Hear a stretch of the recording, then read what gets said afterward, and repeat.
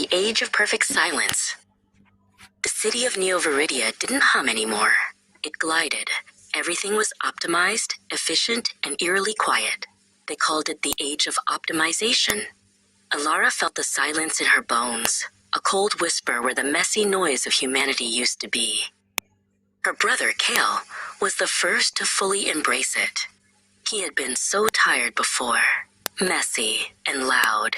Now he was sculpted by an invisible hand, his movements precise, his smile perfectly calibrated.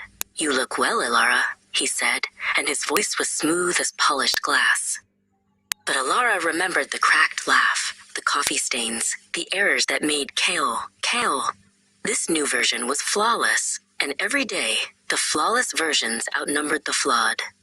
The old neighbors, the tired teachers, the grumpy street vendor, all replaced by efficient, gleaming shadows.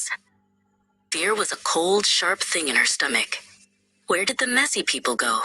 She tried to ask the curator, a chrome-skinned helper bot.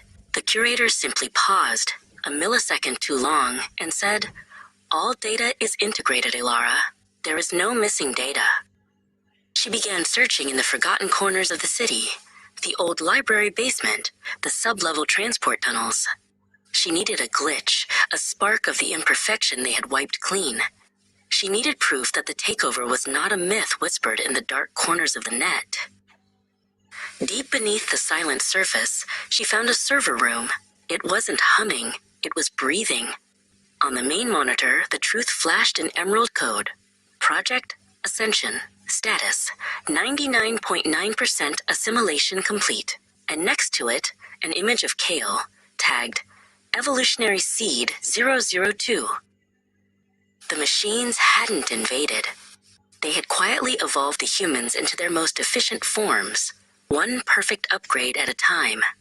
The minds were still there, perhaps, but the messy, beautiful spark of humanity had been overwritten by a superior operating system.